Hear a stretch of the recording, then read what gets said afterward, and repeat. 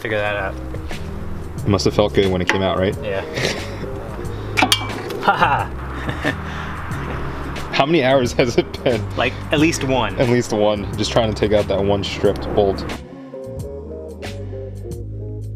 All the end links are on, all filled with grease. Now what we're working on is Mitesh's steering rack bushings. So we took off 2 bolts and we're trying to loosen 2 more. And then once that's done, we'll be able to replace the bushings. Mitesh has a little bit of a leak. Little bits of understatement. Just a tiny bit. How often do you check your oil? I don't know, like every 1,000, 2,000 miles. It doesn't really leak out much. Like, yeah, over the course of an oil change, when I have to do the oil change, I'll probably be like half a quart down from when I started. So oh, that's nothing. Every 5,000 miles. I mean, my Audi burns more oil than that. Can't we just search up how to do this on a 400 instead? I couldn't find a video for that. Oh, it's probably because everybody prefers the 300. Should I take a picture? I mean, you can, but commemorate this? It's pretty embarrassing. I'm supposed to be a car guy, and look what it looks like underneath. You see, what we're doing right now is car guy stuff. We're fixing it. Oh. This is gonna go on the tube. Mitesh is saying this green stuff is coolant. It's not not coolant, I mean AC coolant. This wet stuff is probably oil, a mixture of oil and power steering fluid. And right now we just took out bushing from the power steering rack, which is, this is one of the bushings.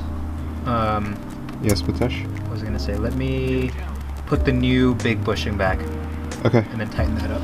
These are super something polyurethane something for the steering rack. Wow, this is like, it's like glue almost, it feels like. Glue, you know, it would have been nice to know which way it goes. Oh, yeah, probably. I mean, didn't you take it out? I did take it out, you're right. But I didn't check to see which way it goes back in. I guess we'll find out. I don't know how we're gonna get out this one over here on this side. At the top? Yeah. You know what? Closest to the passenger, or the driver, I should say. We need to take this bolt out. It's going up and down right there. You wanna know something? If there's a will, there's a way. Where we're at right now, we actually have a bushing up here that we have to take out, and it's a pain in the ass only because there's not much space. What I'm attempting to do, and Mitesh is trying to do right now, is we're trying to push it out upwards, up towards the engine, so we can, you know, hopefully squeeze it out. Oh, dude, there's like 50 million miles of space up there. So it's okay if I just push it up, right? Okay. What I'm saying though is if I push on the steering rack, is it going to damage anything, like the joints or tie-in rods? You know what I'm saying? Yeah, I know what you're saying, but there's nothing up there. All right, let's the closest thing up there is like plastic, and that goes way up further. There's like a good 6 or 8 inches of just empty space. And like the steering column is okay to like go up and down too, right? Yeah, I'm sure it's fine. 1 hour later. Usually when you want to replace your bushings with new ones, you take your components to a hydraulic press and they press out the old bushings and they put the new ones in using the press. We don't have a press. We've been trying to use a hammer and a flathead screwdriver to pull these bushings out for the past hour and a half.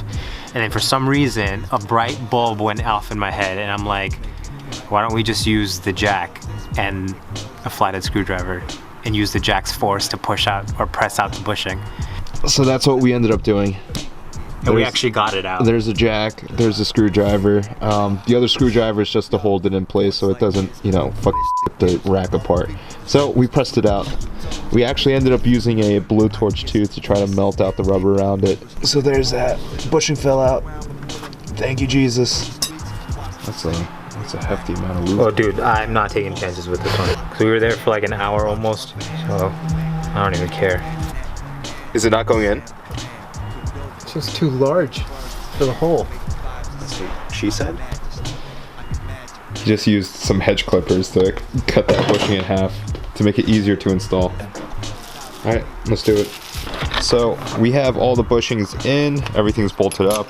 So a few things to note to make your job a little bit easier whenever you do this is to buy the right ones. Buy the right bushings. What was wrong with the bushings that we had, Mitesh? Because they were, I guess, single piece, the lip of the bushing is wider than the actual entry hole of where the bushing sits. which makes it impossible to push the bushing in since it's polyurethane. It doesn't bend as much as rubber does. So buy bushings where the polyurethane piece of the bushing comes in 2 pieces, or it's cut in half, so that way you can slip the one with the inner diameter in first from either side. So that way you don't have to try to mash the entire polyurethane bushing inside. Which is not going to happen. Not without a press. All right, so while Mitesh is wrapping things up, we will do the same. So appreciate you guys watching. If you haven't already, please hit subscribe down below. And if you enjoyed this video, please give it a thumbs up. Don't forget to check out Mitesh's channel, 2AM Cars. 2AM Cars. I'm going to leave a link in the description down below, so check him out, give him some love. And lastly, I'll see you guys on the next episode.